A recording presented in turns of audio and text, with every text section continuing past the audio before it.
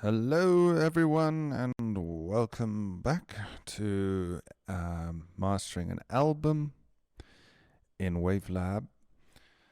So, what we've done before is go through the basic setup on how to set up your Wavelab session and how to get your quality control going and how to embed metadata.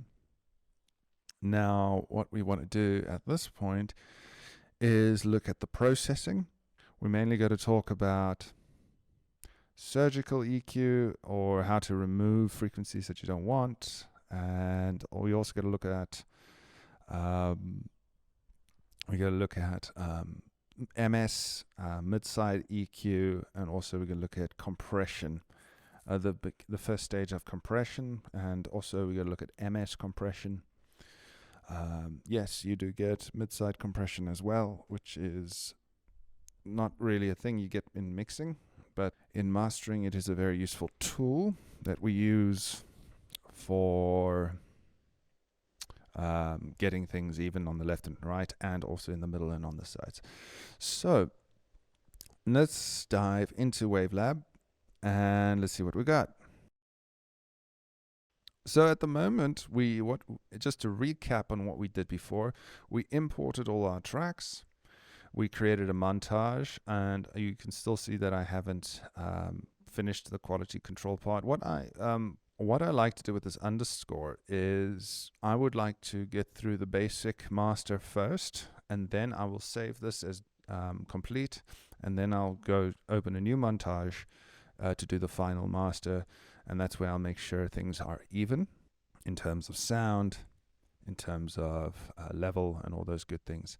There's one thing that I would like to show you before diving into the mastering of these tracks, is that sometimes you have a problem with clicking and you need to do some restoration work.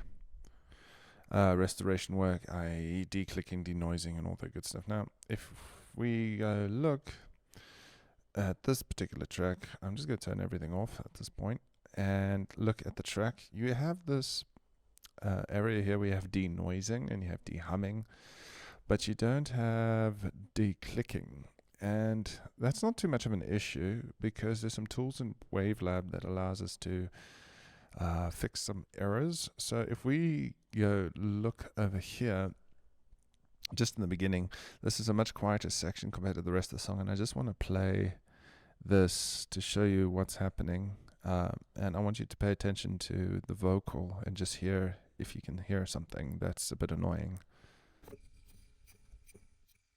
Do you remember the old days? Those memories, clear as glass. So if you heard it at those memories clear as glass part, you'll hear there's some weird stuff happening on the vocal. Those memories.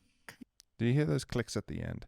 So those, for me, they're not too intrusive, but it does get a little bit annoying. It is, so we want to try to get rid of those. So let's go into this file. So in the montage, you can go to the edit section. And what you can do, you could do this in the montage itself, but I prefer to do it destructively, just because it is an annoying bit in the entire thing, and I want to get rid of it out of the mix as well in case I want to just send the raw mix somewhere. So let's go to edit and edit source.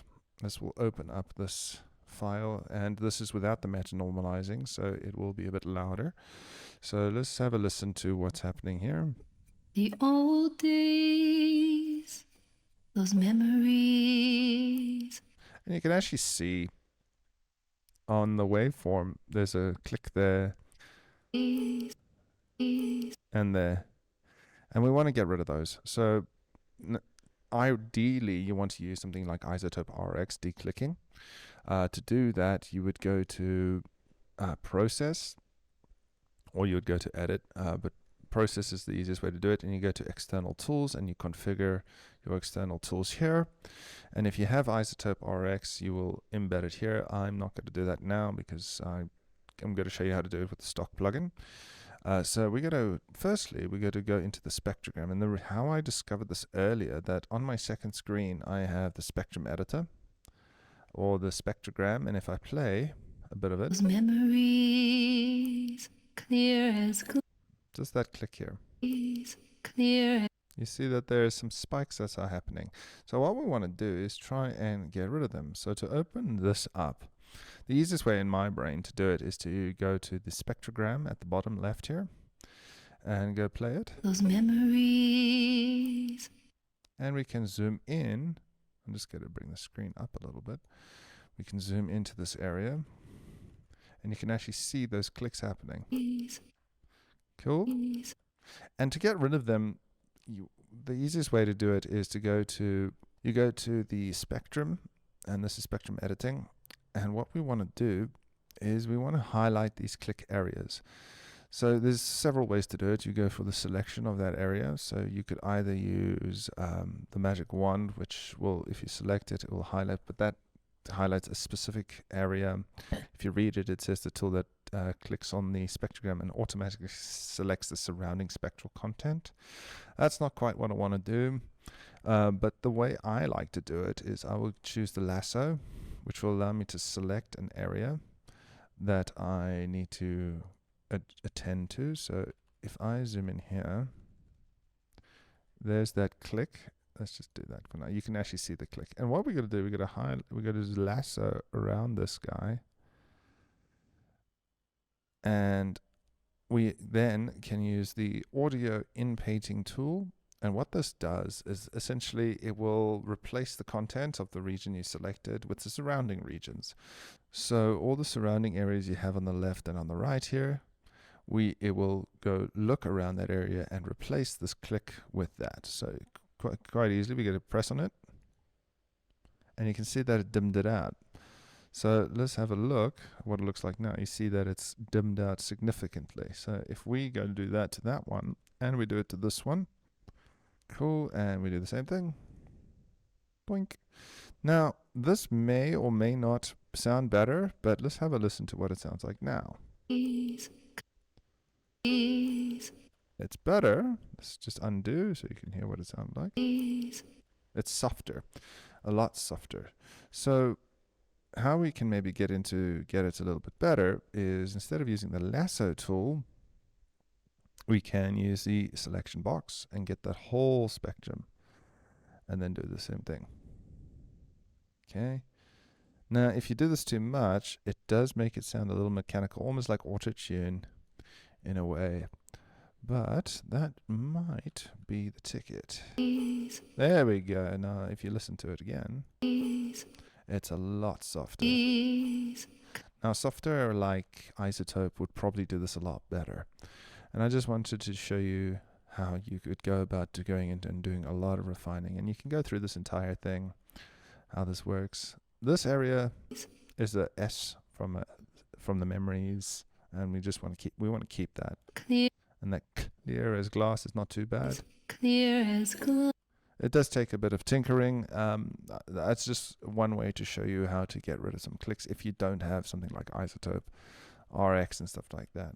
Obviously, this is destructive, so after we have done declicking all the things we want to get rid of, going through it with a fine-tooth comb essentially, then you would have to save it. And once you save it, it will save it and be destructive over the file and then re-embed it back into the montage. So save, and that will also change the montage. Cool, we don't need this guy anymore. There's one thing also to keep note of is that when you want to re-import a track, for example, if we played this track, sometimes I think about the ones that have gone.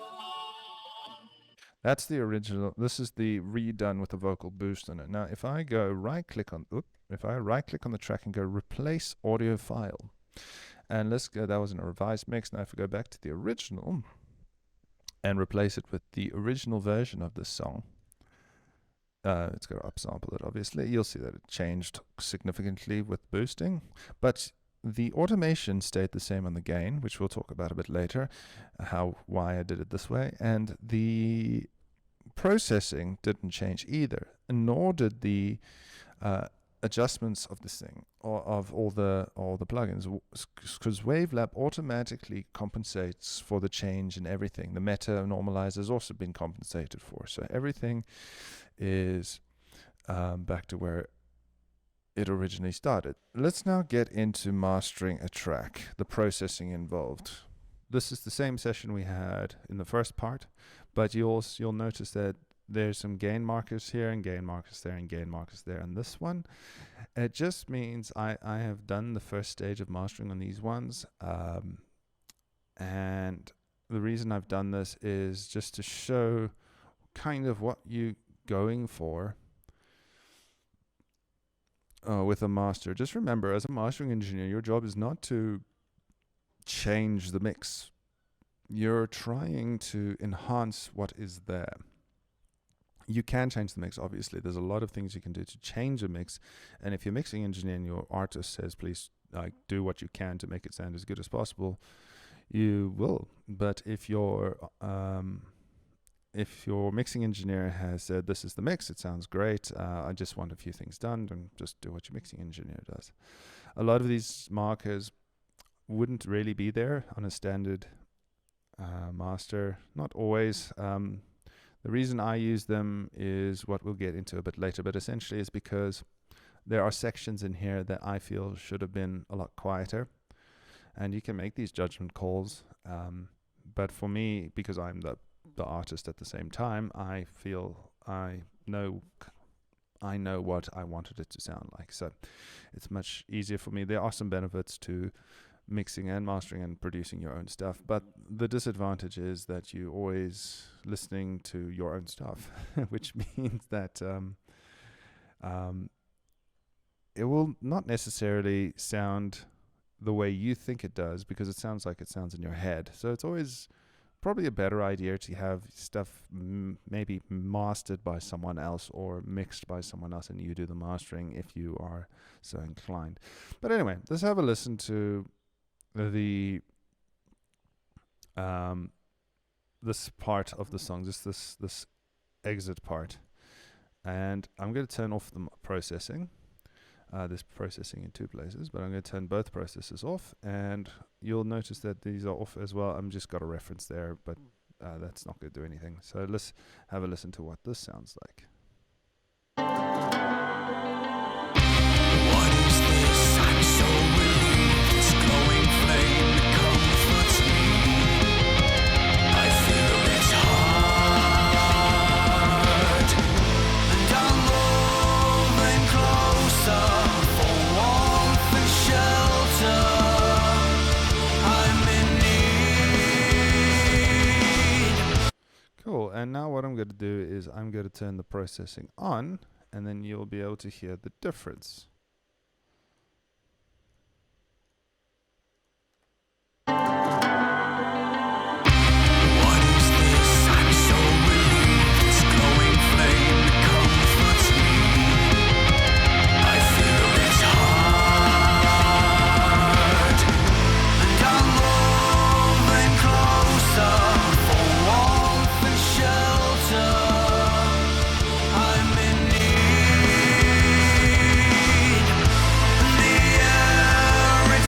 So a bit further in, I turned off the processing just to A/B it, and you'll hear it just gets a lot more beefier, and it gets a little bit more character in the sound, and it also gets a little bit wider. So when you start a master, you don't necessarily start from track 1 and work all the way to the end. You will do that in the second stage of your mastering, when you'll start at the beginning, work your way through. I like to start on a mix that is probably the best mix out of the lot, and that's why this one was done like that.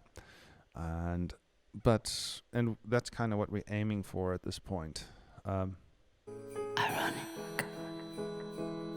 Sometimes I think about those moments that have gone, those distant memories, but now. So we kind of have a benchmark of what we kind of going for. Obviously, these are not done yet. They are just the first part of the mastering process. So let's have a listen to parts of this track. Let's do this track, why not? Because it's fairly even and it's a much easier track to start off with. And let's see what happens.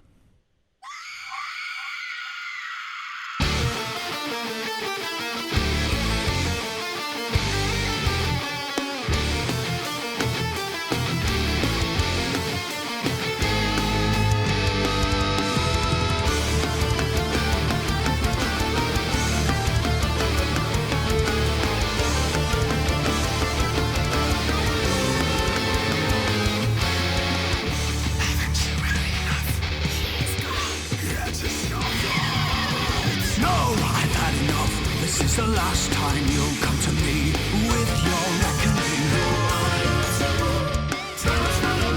I am the host, I am the master, keeper and prime. This is my life, this is my dream. Begone foul demons.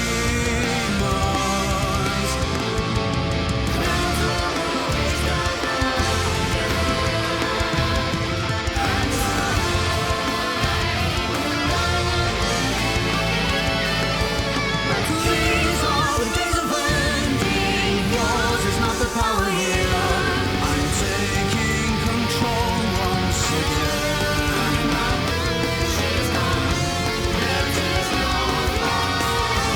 Why condemn me?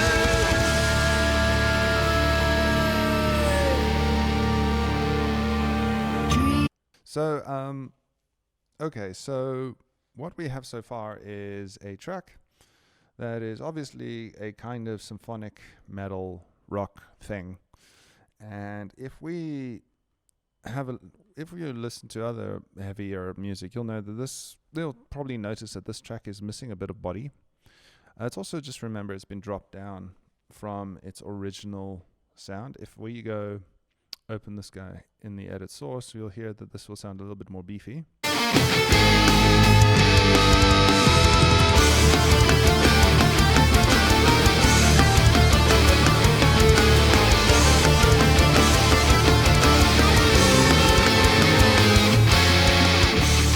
Okay, you get the idea. So just remember, these ones have been dropped down by several decibels. In fact, we can actually see how many decibels it's been dropped.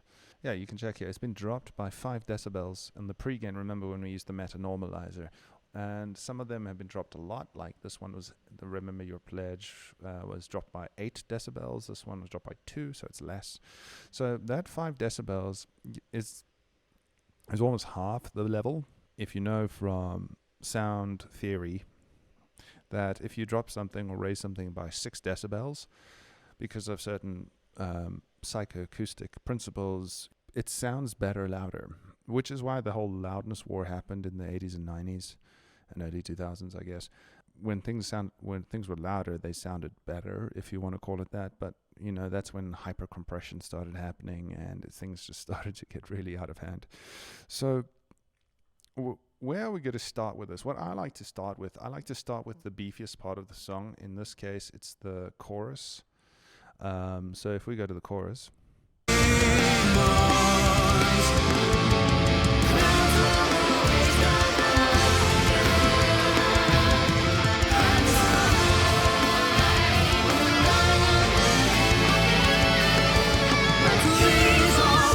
That's the chorus. These are the days of ending. Great. So let's start with that. I'm going to put it on a loop function. And where to start? Now remember, I don't like processing in the master section. I will generally process in the inspector under clips. But where I started with the whole master thing is actually not on the clips. I'll start with the entire track. And under track, remember the track has both lanes in it. The track I put on a bit of a de-esser. It's very little. It's only 10%. And if we listen to this off and have a go at what's happening. These are the days of ending. Yours is not the power here. I'm taking control once again. It kind of just a little bit of cleaning here and there, and that's what the point of these things are.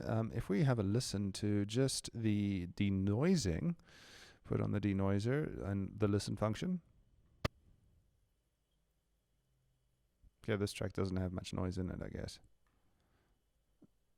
But you can also see on the face scope that it's just noise. It looks ridiculous. But if we push this up,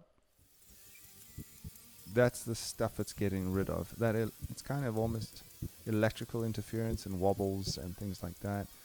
I don't like to get rid of too much of it, because if you do, it starts to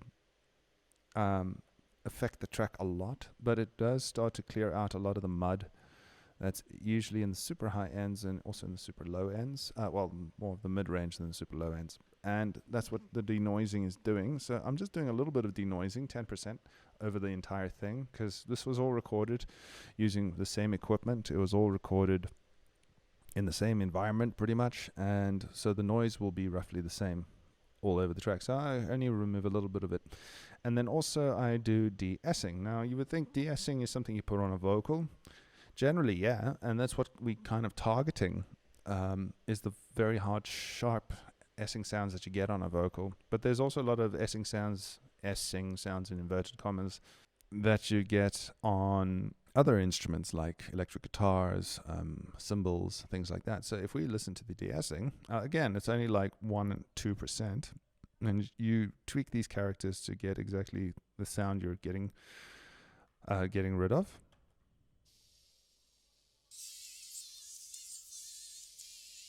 If we push it up, you'll see what it's doing.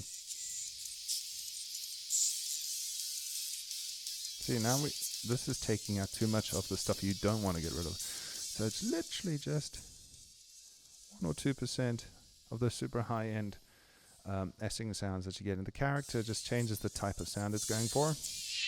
Low frequencies, high frequencies. I find that 70% usually is around the 8K and upwards type of area that we want to get rid of.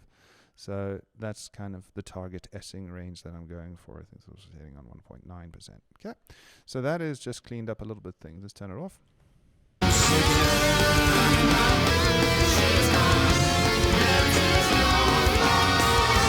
Just get rid of a little bit of that harshness sound. And let's go back to the clips. Now this is where I'll start doing the clips. Now, if you remember, this was sitting at minus 16 LUFS, and with that de-essing and that denoising, we've probably removed maybe half an LUFS, maybe. So we have that 2 dBs of headroom that we still want to make up to get to that 14 LUFS, negative 14 LUFS for Spotify.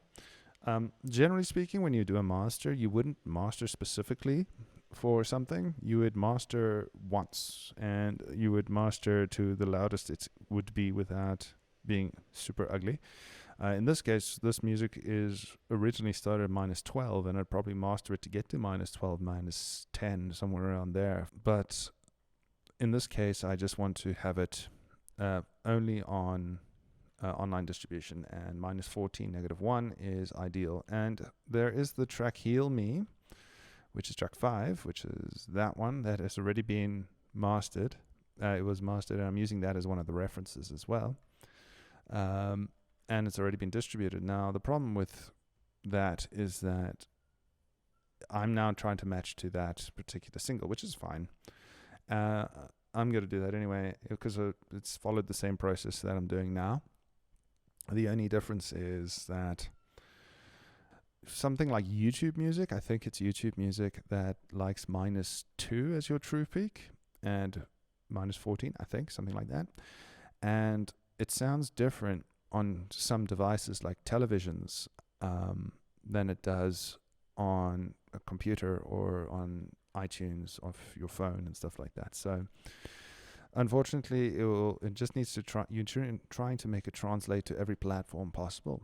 So the first place to start is, for me at least, is Corrective EQ. I like to use Corrective EQ. A lot of producers like to use FabFilter. I like to using FabFilter too, but just because I am here, I'm going to use the standard filter that comes, the standard EQ that comes with Steinberg, and that's frequency. Frequency is a wonderful EQ. It's great. It's got stereo. It's got MS. It's got linear phase, which we'll talk about in a second, and it's a dynamic EQ at the same time. So it's literally an all-in-one EQ that is great for this type of thing. And where to start with EQ?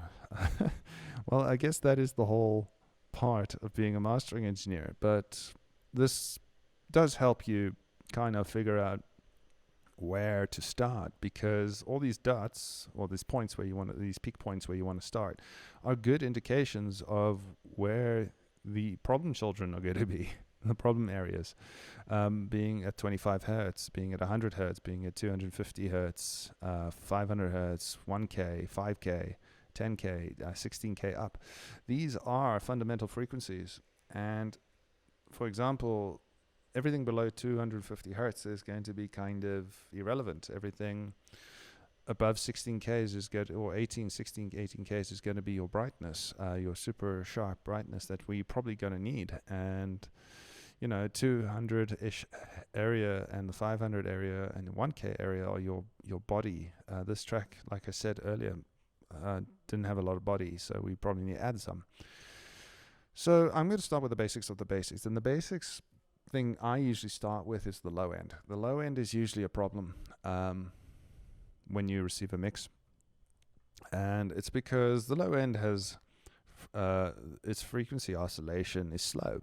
If you think about it, hertz is a measurement of the speed of an oscillation. So for 20 hertz, it means that the waveforms rotate 20 times over that space of time. So if we think about that, when these things are moving slowly and there's a lot going on, the bass guitar, the kick drum, the double bass, the trombones, they're all bass instruments. They're all fighting in that area and causing phase issues. So what I like to do to start off with is I will use the low frequency stereo and I'll just put a 24 cut on it, and that's all I'll do. But I will keep it in linear phase. And the linear phase function, what linear phase does, or linear phase processing, it uses a lot more processing than standard, EQ things. And a lot of guys might think it doesn't really make too much of a difference. I think it does, and I'm going to show you why. I'm going to filter out everything on here just gradually up to about 100 hertz, just so we get just the low end. Okay, and now we can just hear the low end. Let's first turn this off, and so you can hear the low end.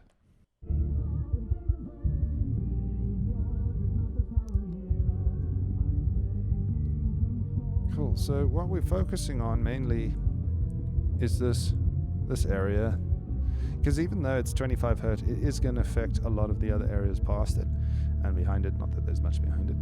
But now let's engage the low end filter and have a listen.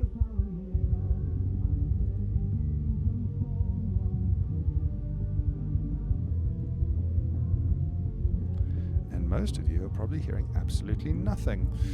There is very little happening over there, because remember, human hearing only goes from 20 hertz, and this is 25 hertz, 20 hertz all the way to 20K, give or take. Depends on the person, also depends on what you're listening through and how loud something is. But if you think about 25 hertz, it's almost beyond our human hearing. But for me, if I start to bring this up a little bit,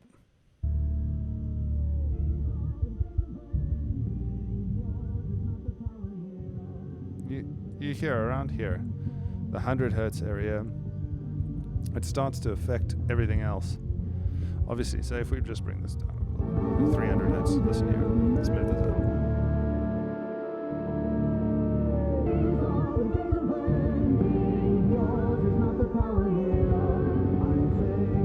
All the way up to like 60 hertz, nothing's really happening in terms of the level, but it does affect the sound overall, and it's going to remove a lot of the body of this particular track. So I personally keep it either between 25 and 32. Those are fundamentals. Let's just say on 25. I'm going to keep it on 25 for now. And I'm going to keep it in linear phase. Now, what does linear phase do? Linear phase keeps the left and right phase of the frequencies in straight linear. And for me, what it does, I don't use linear phase too much on the higher frequencies, talking about 1K upwards, because for me, remember I said this is oscillating really slowly, low frequencies. This is oscillating is very fast. 5,000 oscillations per second is quite a lot. So the linear phase is not as effective for me in the high frequencies. It does work and it does do things, but for me, because we want to keep the low frequencies in phase with itself, I feel like it balances it more. If I turn it off, like let's put this back on about 100. If I turn it off, I experience kind of this wobble, like a back and forth wobbling sound that I don't like. And that's the point of the linear phase. So let's bring this up to 35, just so you can get what I'm talking about. Let's keep the linear phase on for now. Let's keep the linear phase on for now and have a listen to what this low frequency sounds like. Now it's fairly smooth. So let's turn linear phase off and let's see if you can hear the difference. If you can't hear the difference, listen back a few times here and there and just see if it makes a difference to you.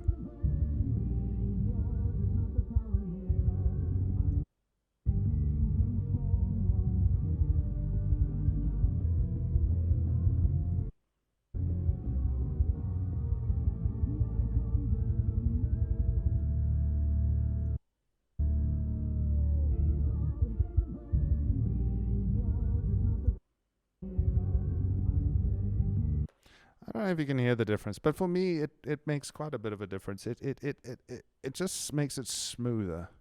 If you can't hear it, go listen to it, and go research how linear phase works. Anyway, so that's the first frequency I'm going to start dealing with, and then from this point on, now you have to look at the rest of the frequencies. So I'm going to bring this back down to 30 because I think that's eliminating too much. Let's have a listen overall.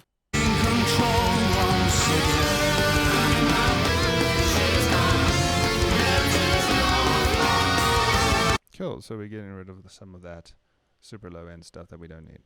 Now, from this point on, if you've composed this music, you are used to how this sounds. So the best thing to do at this point is most likely to use a reference track.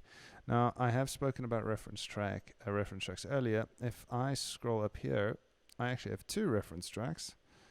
They're sitting over there. And these are references. You can use the reference track by pressing the listen function. You can then solo which one you want, two different reference tracks.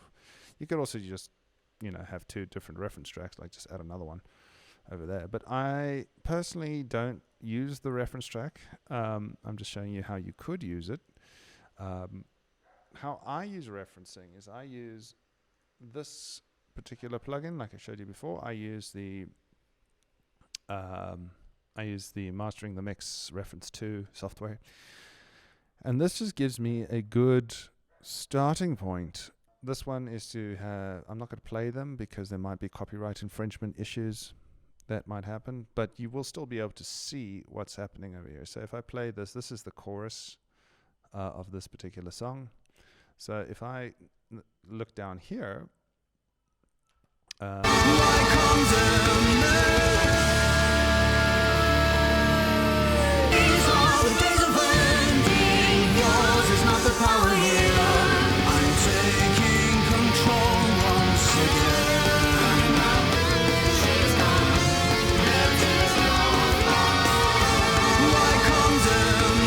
you could obviously see that the low end needs a lot of work.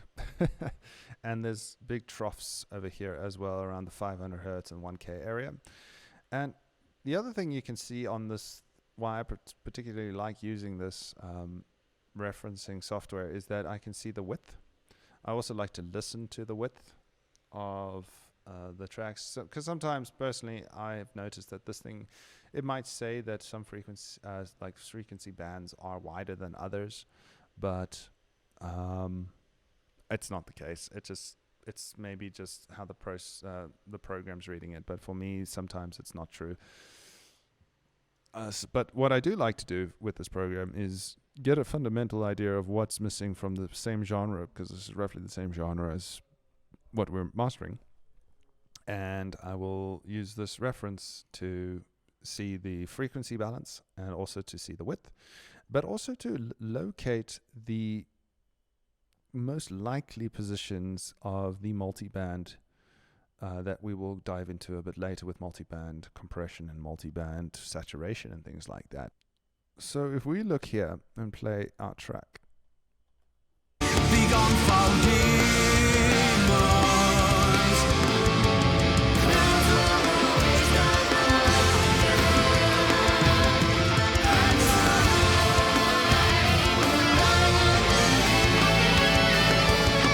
These are the days of ending your you can see that I'm pointing my mouse at where the potential crossing bands are. It looks like the high frequencies is around the 8K area. Is not the power here. I'm taking control once again.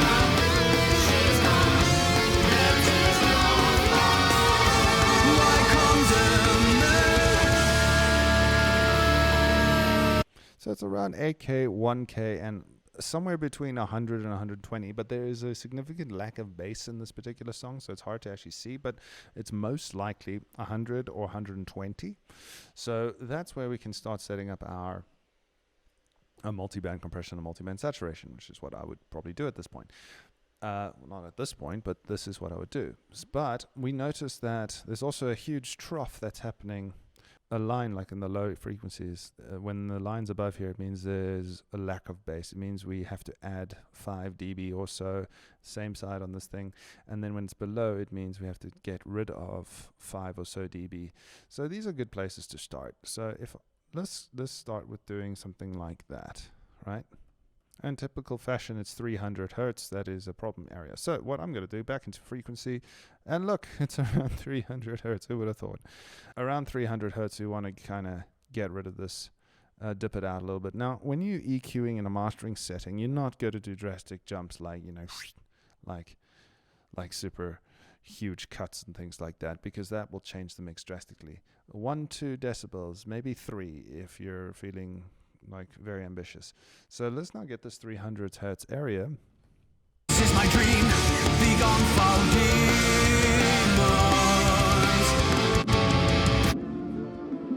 That's the 300 hertz sound. And yeah, it is a bit of a boxy, annoying sound that we want to kind of dip down a little bit. These are the days of ending. Yours is not the power here. I'm taking control once again.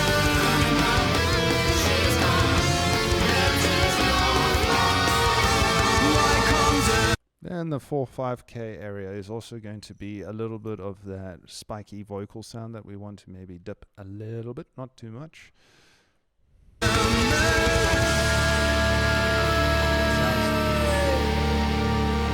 Sounds like this.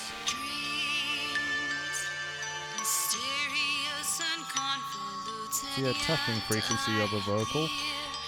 So we might want to dip this very slightly.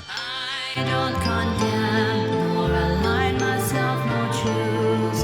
The simple fact remains. That's wrong and must You call me friend, but everything you've done is life from jealousy. And then it says that we might want to bring up the 1K a little bit, but I'm not going to boost anything at this point. So what I'd rather do is cut around the 1K to bring up the 1K. So essentially you drop around 500 hertz, 2K to bring up the 1K area. Because how an EQ works, this is since the linear phase thing, is that it uses phase to cancel things out or to boost things. So and quite honestly, if something wasn't recorded, and it wasn't mixed, it's not there. So there's no point of trying to add to something that doesn't exist. So in this case, I'm just going to dip around the 1K area, not boost it. This probably wants me to boost it. I don't want to boost it. I'm going to cut about a dB around the 1.5K area and also around the 500 hertz area. And now You call me shadows. I found the Maya. No, I've had enough. This is the last time you'll show your face and claim you're serving me. You don't realize what perjury will bring. You're not the host, you're not the master breaker of lies. Yeah, and I think that, I mean, it shows on here that it's not doing anything, but yeah, because it's wanting us to boost the 1K, and that's fine. I don't want to do that. So just remember, it's a reference track. It's not an actual, this is what it needs to sound like. Unless you really want to get it to sound like that, you can, but I'm not going to. And the other thing that's annoying me here, even though it wants me to boost up some low end frequency, there's a kind of a wom sound that's happening around the 100 hertz area. I don't know if you can hear it. Let me solo the 100 hertz and let me see what I mean. This is my life. This is my dream. Begone foul reaper. It's actually around 120 if you can hear that. And what I'm going to do here is also dip this out very slightly, and I am going to also put this into linear phase.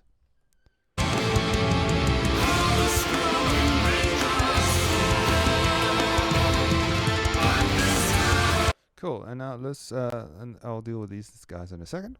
Let's now listen to what it sounded like before and what it sounds like now.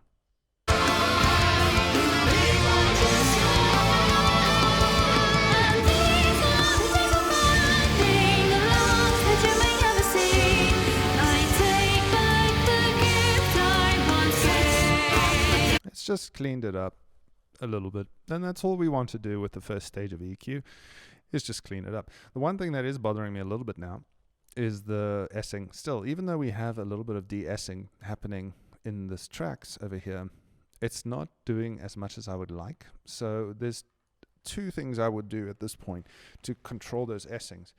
Is the first thing I'll do is use the dynamic section of this of 7 and 8 using a dynamic EQ, and I would also use a de-esser itself to tame that high end. And then it says I want more high end, but I want to tame it before boosting it. So let's now go and get those S-ing sounds. So I'm going to keep it on listen and see if we can find those S-ing sounds.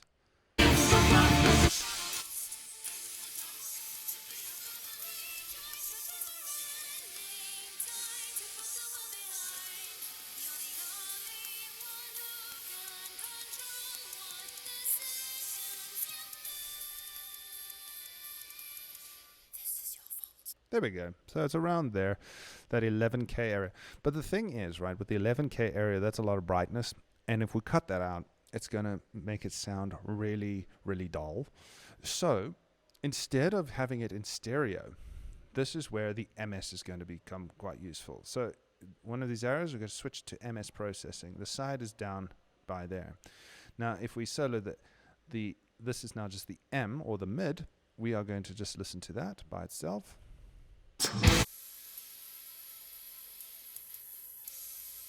This is just instrumental. So let me just close the reference and go back here.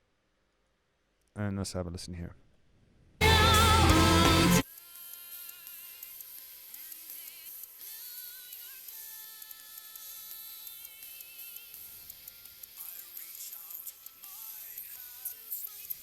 Cool. So that's it. So what I'm going to do is now bring this down.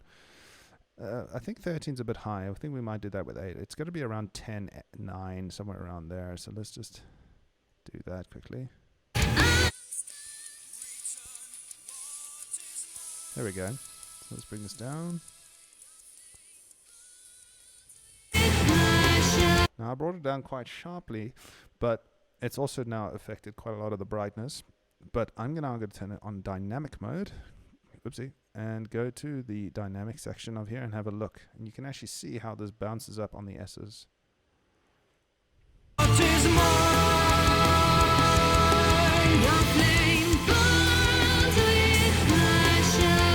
Cool, and we want to now make this really fast release, really fast. It's essentially a compressor.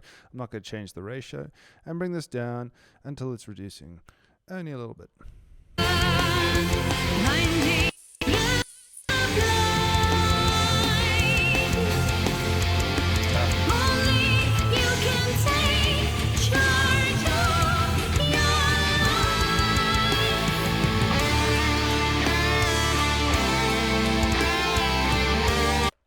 instrumental now, so let's go back a little bit.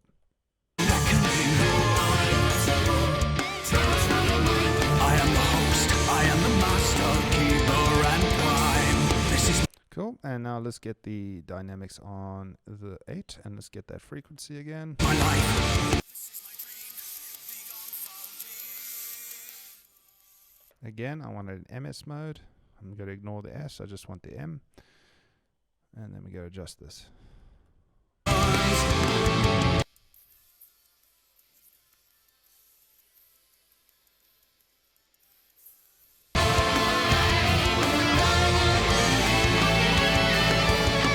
These are the days of ending. Yours is not the power here.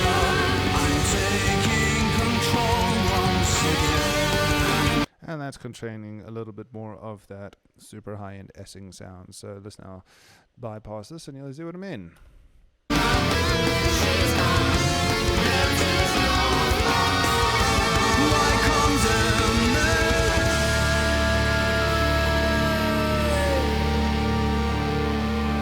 Dreams, mysterious and convoluted, yet I appear before your very eyes. Nice. There we go. So that's the first stage of EQ, cleaning that up. And now you've seen a bit of MS, you've seen a bit of... I will do more MS processing as we go along. And now I want to get into the next phase, which is my first stage of compression. Once you have done your little cleanup, what I like to do now is see if this track requires more compression. Now this is a rock song, and if you look at it, it's quite spiky still, but it's fairly flat. I mean, but it's not as flat as, say, this one. See, this is like, I would not put a compressor on that. But this one does seem to have a few spikes here and there that are going to bother me. So what I am going to do here is do my first stages of compression. And contrary to popular belief, I am not going to use a multi-band compressor at this point. I am first going to use a de-essing. Now, a de-esser is essentially a multi-band compressor, but just the high-end part. And the one I'm going to use is the one from Waves, and I'm going to use the R-de-esser. I don't know. This one is great on in a mix, but this one for me sounds a bit better. The RDS sounds a little bit better for me on a master. It just contains the high end a little bit better. So again, we want to target the frequencies around the 8K and upwards type of, or 8.5K. I don't want to cut it too much. And it's a stereo de-esser. It's not the mono version, hey? We're going for stereo because if you do mono, it's going to convert the whole thing to a mono track. So we are going to do just the stereo de-esser, and we are going to have a listen. Be gone, foul reaper.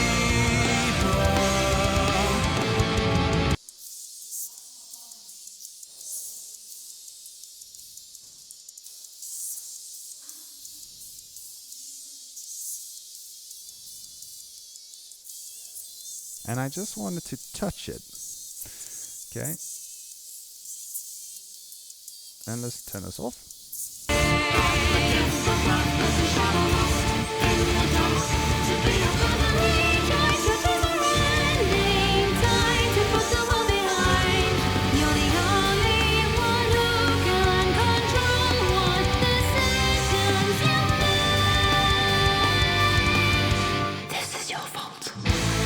Let's just go to the list. This is your fault, and you can actually see what this is doing. This is your fault. This is your fault. This is your fault. See, it's just containing it, and that's all we got to do. And just remember, we aren't cutting out high frequencies here at this point, which we will introduce again later. So that's my first thing. So now let's have a listen to a chorus. The days of ending, yours is not the power here. I'm taking control once again.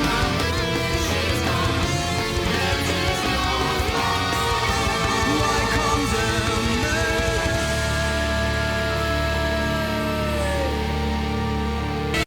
And it just makes it a little bit more flat. That's all that it's doing. So let's just release this de-esser slightly. Yours is not the power here. I'm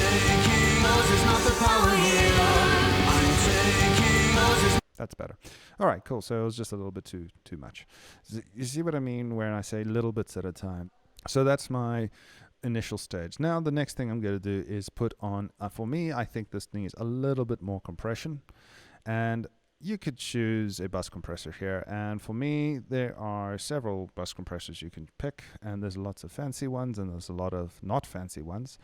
I'm going to use a slightly fancy one. I'm going to use SSL.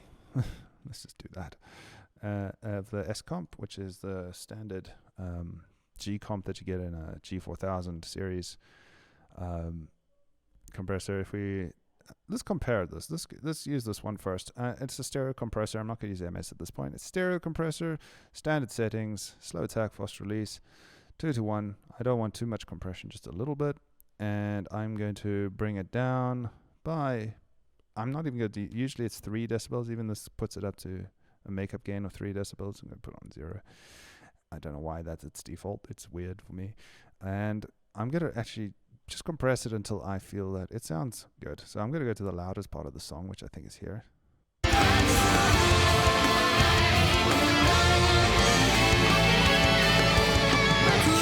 are the days of ending. Yours is not the power here. I'm taking control once again. Okay, so it's a little bit tighter. I'm getting about 2 dBs, 3 dBs. No, it's about 2 dBs of reduction.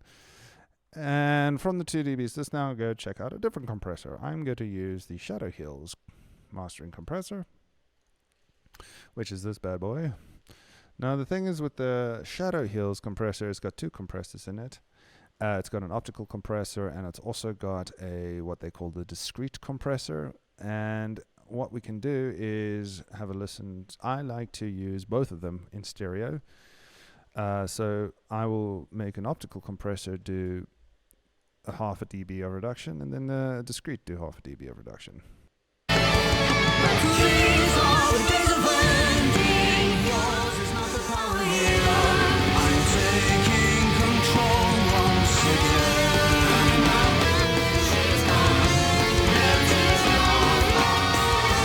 Like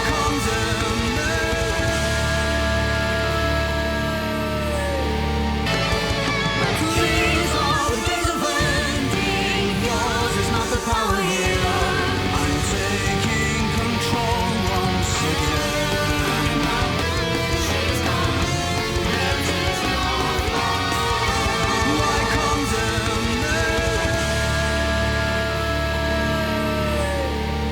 Okay, so we now have 2 different compressors. The first one is the SSL, and let's have a listen to what it sounds like. There we are. This is your fault.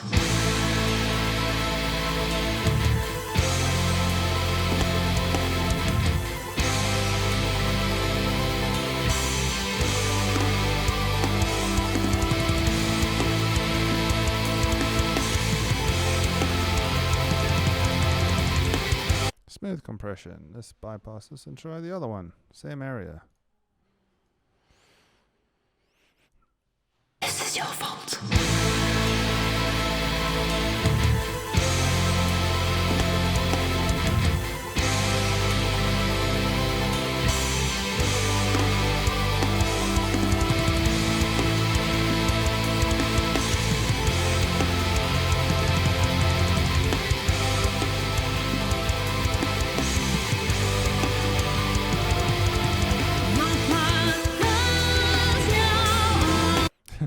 This one just gives it that much little bit more beefiness.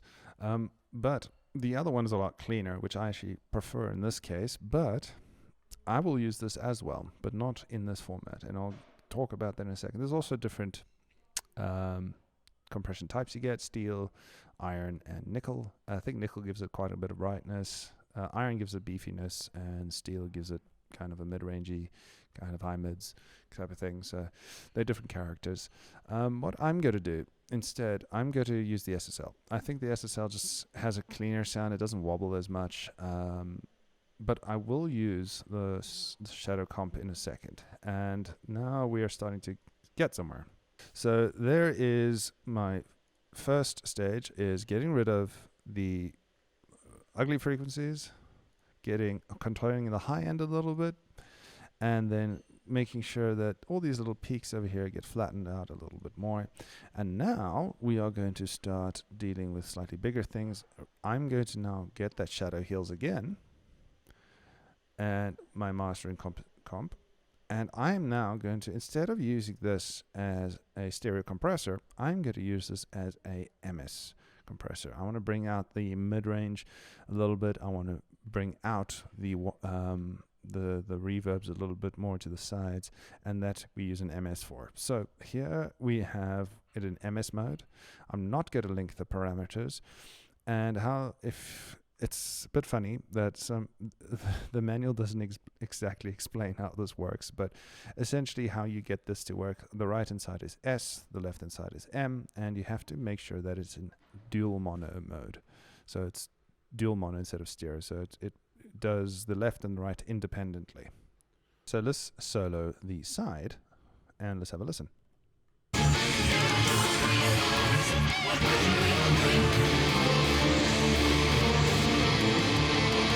And it's just a mess. And that's what we want to fix. We want to make it not a mess. And this is going to make it quite a dramatic difference, because you'll see it. We're going to make this quite solid. So with the attack, I'm going to have the attack actually a little faster than 30 milliseconds because I want to grab a lot more things. The ratio, I'm going to have it on 2:1.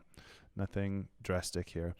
But the recovery is also going to be fast, so a slightly faster attack. And I'm not going to use the optical compressor here. I don't think it's necessary. So I'm going to also choose the sound parameter that I want. So this is reverbs and backing vocals and cymbals and things like that. So it's going to be, I want it as bright as I can. I want the brightness to come out. So I'm probably not going to use iron. I'm probably going to steel or nickel. So let's have a listen to what the differences are.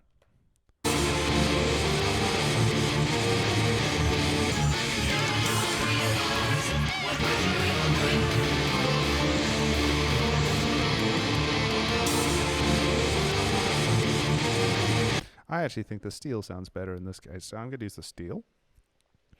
And I'm going to now set the threshold until I'm happy, which is probably going to be around 1 or 2 dBs of reduction.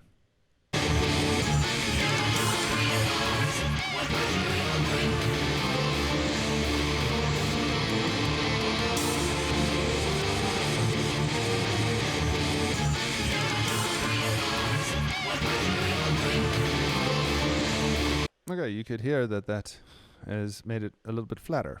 So I'll show you what I mean again. So let's bring the flatness down again and listen to it off and on. So this is sitting on 13.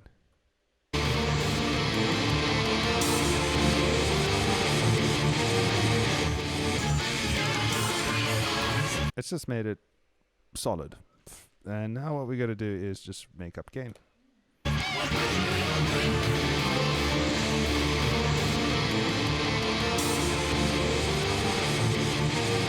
Right, and the next thing I'm going to do is do the M. So the mid is going to be all the voices and all the stuff in the middle, and here I probably want to end the kick drum as well. So let's bring this out a little bit more. You're not the host, you're not the master breaker of life. This is my life, this is my dream. Be gone, foul reaper.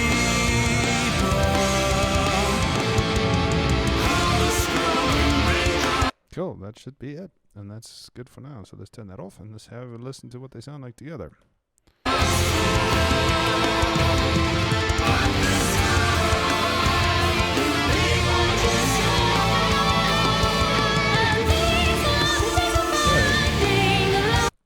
So that's there, and now let's bypass it. This is going to make you probably can't hear the difference because we haven't bypassed it. So let's now bypass it and then turn it on.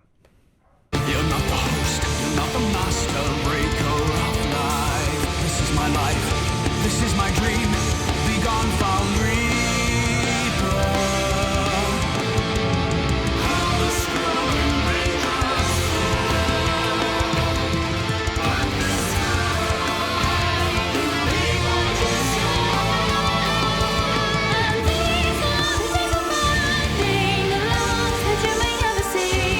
I take back the gift I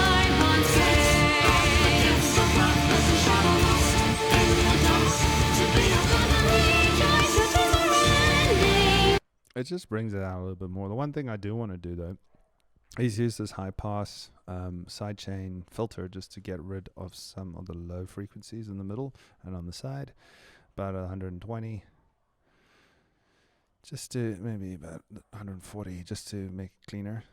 Time to put the world behind. You're the only one who can control what decisions you make. You're not the host, you're not the master breaker of life. This is my life. It's just making it a little bit wider, a little bit nicer, a little bit cleaner. So, and giving it a bit more character. So, now that we have that, let's now listen to the rest. Everything off. What pleasure we will bring. You're not the host, you're not the master breaker of life. This is my life, this is my dream. Be gone, foul reaper.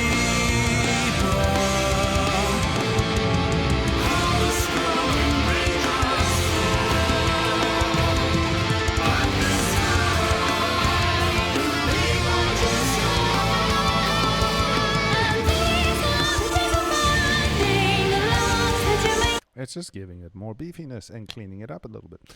So yeah, there is the first stage of the mastering chain, which is MS and stereo frequency fixes, de-essing to get rid of some of that really high sharpness, and the SSL comp using global compressor just to get rid of some of the spikes. You're not necessarily going to use it, but in some mixes, but it will work in this case. And then I'm using an MS compressor to bring out the sides a little bit more and to contain the balance between the left and the right, or the LCR, in our case MS. So in the next video, I will then finish off this master and we will cover multiband compression and multiband, all the multiband stuff, and how to use imaging to get this to sound good.